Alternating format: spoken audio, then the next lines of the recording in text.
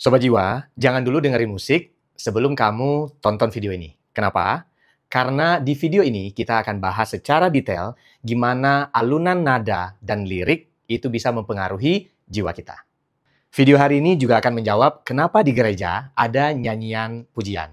Yang berhubungan juga dengan kenapa ketika umat Islam berzikir, mereka mengulang-ulang kalimat yang sama.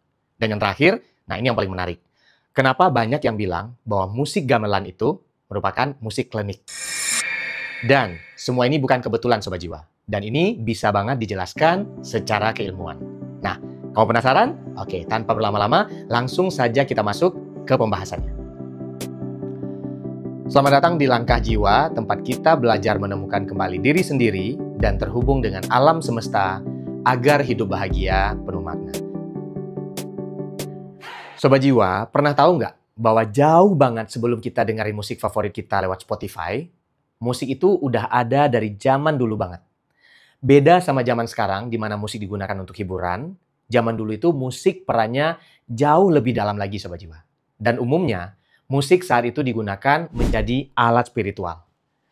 Kita lihat di cerita-cerita di zaman purba dulu ya. Musik sudah digunakan untuk berbagai macam ritual keagamaan. Jenis musiknya kayak gimana? Biasanya mereka menggunakan drum yang dibuat dari kulit binatang, atau kalau yang lebih sederhana lagi, hanya menggunakan tepukan tangan dan juga hentakan kaki atau suara yang bersaut-sautan. Biasanya digunakan dalam melakukan ritual. Misalnya, kalau lagi dilanda kekeringan, nah mereka melakukan upacara yang diiringi musik sederhana dan juga tarian. Tujuannya adalah untuk memanggil hujan. Ada juga yang dipakai untuk penyembuhan. Mereka melafalkan mantra secara berulang-ulang. Di Indonesia, ada tradisi yang masih bertahan sampai sekarang. Buat Sobat Jiwa yang tinggal di Kalimantan, mungkin bisa kasih komentar ya, kalau tahu tentang hal ini. Ada tradisi yang disebut dengan nama Balian. Ini adalah upacara penyembuhan yang dilakukan sebagian suku Dayak yang melibatkan tarian, bunyi-bunyian, dan doa yang dilafalkan secara berulang-ulang. Kenapa? Karena ritme itu punya kekuatan untuk membawa kita masuk ke kondisi di mana kita bisa masuk ke dunia roh. Kebudayaan lain yang juga menggunakan suara dan musik untuk spiritualitas adalah India kuno.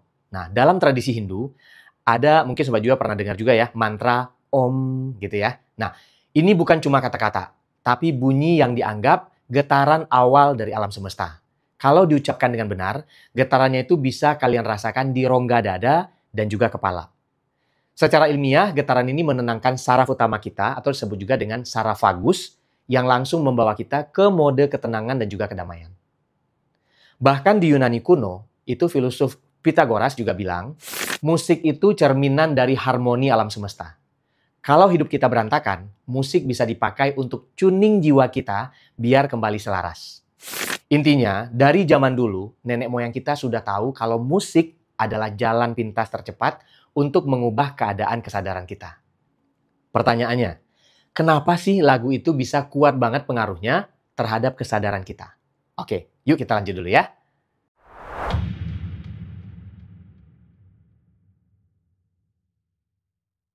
Kalau misalnya kita lihat komponen dari sebuah lagu, lagu itu terdiri dari musik dan juga lirik. Musik itu biasanya terdiri dari irama, beat, dan juga melodi, atau rangkaian nada-nada.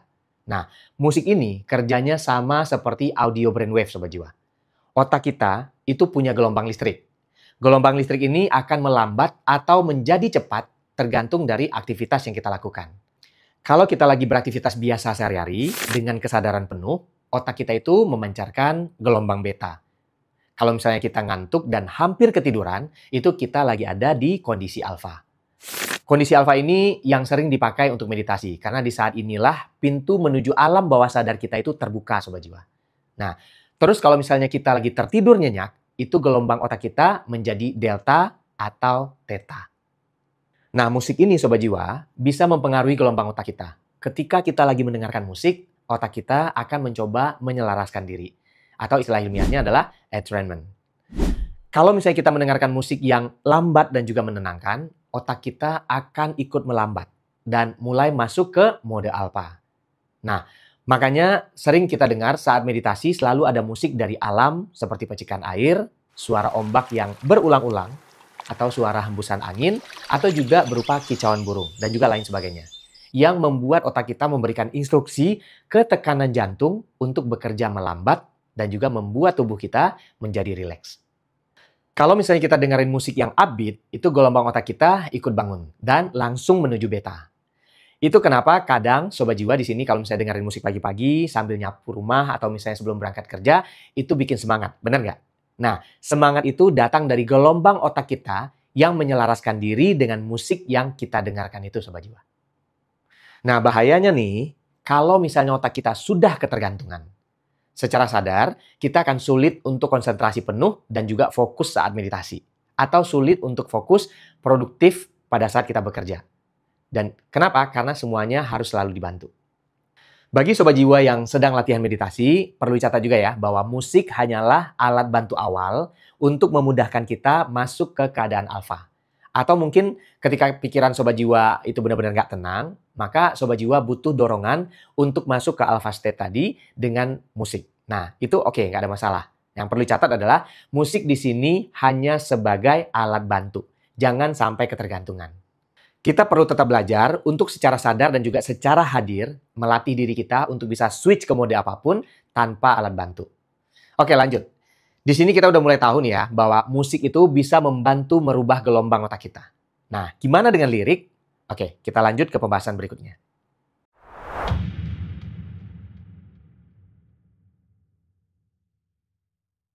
Ketika kita mendengarkan lirik, otak kita seperti menyelaraskan sendiri gelombangnya. Ibaratnya, kita jadi memaksa otak kita untuk berada pada gelombang tertentu. Ketika kita memaksakan, kita akan berada di kondisi autopilot, kondisi kosong. Disitulah pintu alam bawah sadar kita menjadi terbuka. Pada kondisi inilah lirik lagu bisa masuk tanpa filter, Sobat Jiwa. Pernah nggak kamu dengerin musik, kemudian kamu hafal lirik lagunya, kamu hafal nada-nadanya, tapi kamu nggak pernah benar-benar tahu makna dari liriknya? Ini adalah kondisi autopilot kita, Sobat Jiwa.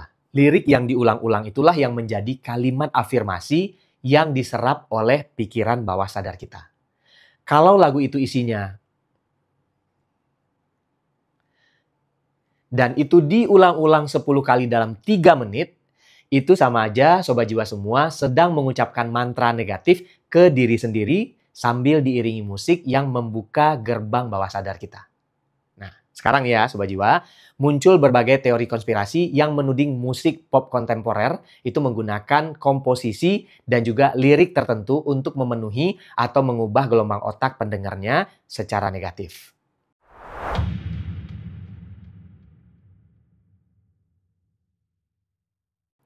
Salah satu contohnya adalah Lady Gaga. Dia menjadi salah satu figur utama dari spekulasi ini.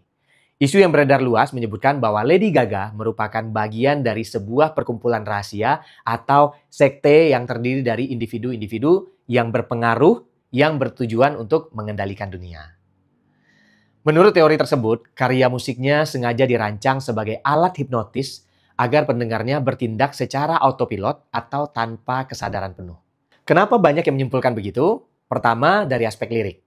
Lirik-lirik dari album awalnya, The Fame dan juga The Fame Monster, itu sering dilihat secara nggak langsung mendukung teori konspirasi, termasuk narasi anti-Tuhan atau satanisme. Meskipun secara umum, lirik-lirik tersebut membahas tema-tema seperti hubungan toksik, balas dendam, seks bebas, dan juga ketakutan personal, bagi para penganut teori, tema-tema ini dianggap sebagai pesan terselubung. Yang kedua, dari aspek musikalitas. Secara musikal, Lady Gaga banyak memanfaatkan elemen musik yang sangat repetitif dan juga berulang-ulang.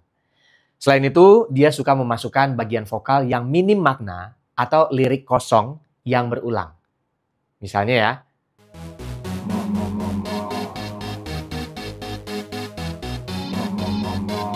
pengulangan lirik yang kosong di hampir setiap bagian lagu ini dianggap menguatkan kesan bahwa musik tersebut dirancang untuk memanipulasi atau mengurangi tingkat kesadaran pendengarnya.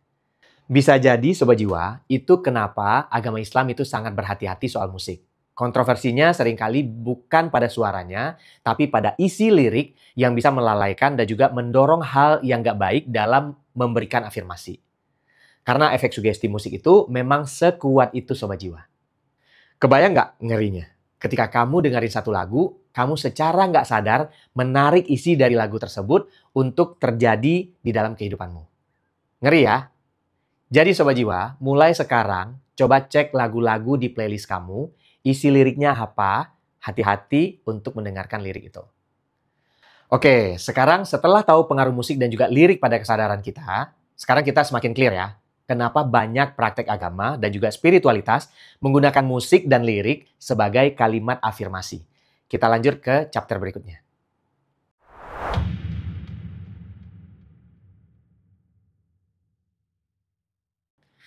Sobat Jiwa, kita udah tahu betapa powerfulnya musik mempengaruhi kesadaran dan juga jiwa kita.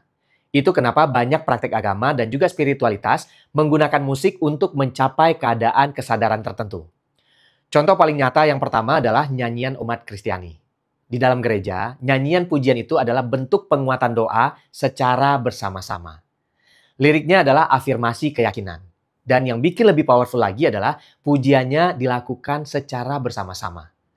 Secara spiritual, energi sesuatu yang dilakukan bersama-sama itu jauh lebih besar Sobat Jiwa. Dan itu juga kenapa di Islam pun kita dianjurkan untuk sholat berjamaah. Kita selalu dibilang bahwa sholat berjamaah itu pahalanya lebih gede. Bukan tentang pahalanya sebenarnya. Bukan juga tentang masuk surga atau enggaknya. Tapi ketika kita sholat berjamaah, energi spiritual yang positif yang dihasilkan itu menjadi sangat besar. Praktek lainnya di agama Islam adalah berzikir. Berzikir adalah kegiatan yang melibatkan pengulangan kalimat-kalimat suci. Benar nggak? Nah, selain berulang-ulang, zikir juga dilakukan secara lisan, hati, dan perbuatan untuk merasa selalu terhubung kepada Sang Maha Pencipta. Praktek lainnya adalah saat meditasi Sobat Jiwa. Kalau misalnya Sobat Jiwa tahu, nah yang sering meditasi, apalagi kalau misalnya di Ubud gitu ya, banyak praktek meditasi di sana yang menggunakan singing bowl. Dalam meditasi langkah jiwa, kamu juga bisa menemukan suara singing bowl sebagai penanda awal dimulai dan juga berakhirnya meditasi. Singing bowl ini Sobat Jiwa bisa menghasilkan suara resonansi fisik yang getarannya bisa membawa pikiran ke kondisi yang menenangkan untuk bermeditasi. Selain singing bowl, gamelan juga sering dianggap sebagai media spiritual. Gamelan di Indonesia sering dihubungkan dengan hal klinik karena irama lambatnya memang dirancang untuk membawa pikiran ke kondisi meditatif dan terhubung dengan dimensi yang lebih dalam. Jadi Sobat Jiwa, musik itu bukan cuma sekedar hiburan ringan. Musik adalah getaran yang bisa mempengaruhi gelombang otak kita, membentuk emosi kita, dan juga memprogram pikiran kita. Musik itu adalah media spiritual yang perlu kita kendalikan. Cara mengendalikannya gimana? Pertama, mulai rajin untuk cek-cek liriknya dulu. Mulai sekarang, sebelum Sobat Jiwa mendengarkan sebuah lagu, dicek dulu liriknya. Apakah ini afirmasi yang kamu pengen tanamkan ke dirimu sendiri, atau bisa jadi itu liriknya bisa menghancurkan. Yang kedua, sadari ritmenya. Gunakan musik yang punya ritme tenang, yang alfa atau theta, saat kamu lagi butuh fokus. Bukan lagu yang ritmenya memicu stres.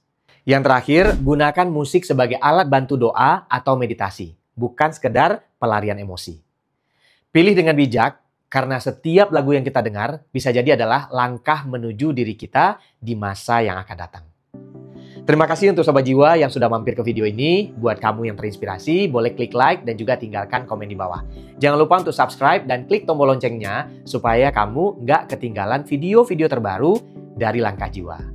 Kalau kamu punya cerita perjalanan hidup yang menginspirasi, boleh Sobat Jiwa bisa bagikan ceritamu di email yang ada di kolom deskripsi. Karena perjalanan jiwa setiap orang itu unik. Siapa tahu ceritamu bisa menginspirasi dan juga menyentuh hati banyak orang untuk bisa bertumbuh dan juga bertransformasi mencapai tujuan hidup mereka yang sejati. Mari kita aminkan langkah kita hari ini bisa menjadi awal yang baik untuk kita bersama-sama mencapai tujuan jiwa kita di dunia langkah demi langkah. Sampai jumpa di Langkah Jiwa berikutnya.